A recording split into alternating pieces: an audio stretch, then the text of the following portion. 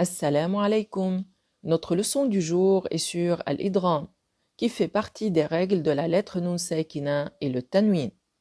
Al-Idgham consiste à faire fusionner la lettre ayant un soukoun avec la lettre vocalisée d'une façon à obtenir une seule lettre ayant une shadda semblable à la deuxième lettre.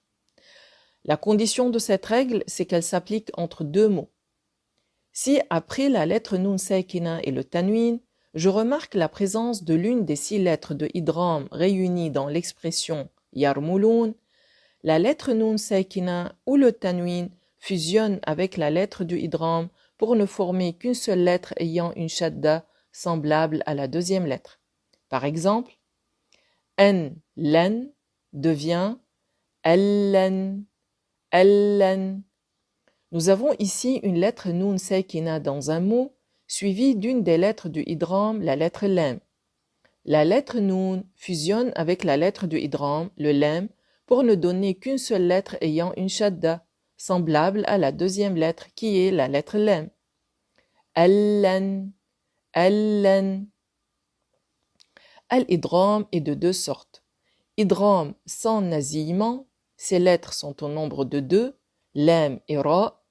Idgham avec nasillement, ces lettres sont au nombre de 4, Ya, Noun, Mim et Waw, réunies dans l'expression Yanmu. Les exemples de idgham sans nasillement sont nombreux dans le Coran, comme Kalla la illam, Kalla la illam. Nous avons ici une lettre Nun Sakina suivie d'une des lettres du idgham.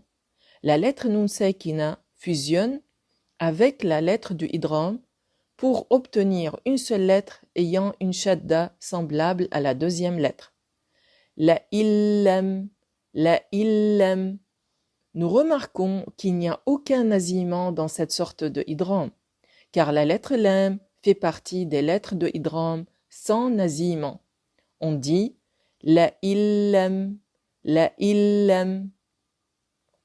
Un autre exemple, khayrul lak, khayrul lak. Le tanwin fusionne avec la lettre du idgham pour devenir une seule lettre ayant une shadda semblable à la deuxième lettre. Khayrul lak, khayrul lak. Idgham sans nasillement. La deuxième lettre de idgham, c'est la lettre Ra. Mir rabbihim. Mir rabbihim. Nous avons ici un idgham sans nasillement car la lettre Nun Sakina est suivie de la lettre Ra, qui est une lettre de idgham sans nasillement. On dit Mir rabbihim. Mir rabbihim. Aishatir radiyah. Aishatir radiyah. Nous avons ici un idgham sans nasillement car le tanwin est suivi de la lettre Ra, qui est une des lettres de idgham sans nasillement. On dit Aishatir radiyah. Aishatir radiyah. On passe maintenant à la règle de idgham avec nasillement. Ces lettres sont au nombre de 4, Ya, Noun, Mim et Waw, réunies dans l'expression Yanmu. Les exemples du idgham avec nasillement sont nombreux dans le Coran, comme من يعمل من يعمل. nous avons ici un idgham avec nasillement. La lettre Nun Sakina est suivie de la lettre Ya qui fait partie des lettres de idgham avec nasillement.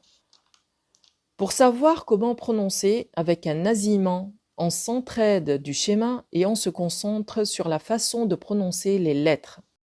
من يعمل من يعمل. Ici, la lettre Ya est accompagnée d'un nasillement prolongé. On dit May, May, May ya'mal. On ne dit pas Man ya'mal, car dans ce cas, nous avons gardé la lettre Noun et nous ne l'avons pas fusionnée.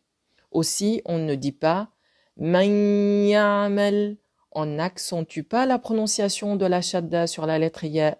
Pour prononcer correctement, on dit من يعمل من يعمل Un autre exemple, خيرا يره خيرا يره nous avons ici un idgham avec naziman. Le tanwin est suivi de la lettre ya qui fait partie des lettres de idgham avec naziman. On dit خيرا يره خيرا يره la deuxième lettre de idgham est la lettre noun. من نعمة يومئذ ناعمة يومئذ ناعمة La troisième lettre de idgham est la lettre mim. من مسد حبل من La quatrième lettre de idgham est la lettre waw. من واق سراجا وهاجا Attention, al-idgham ne s'applique pas au niveau d'un seul mot. Dans le mot dunya, on doit faire apparaître la lettre noun, idhar. On dit الدنيا aussi dans les mots صنوان بنيان Barakallahu bikum. Vous avez illuminé le chemin avec 6 étoiles.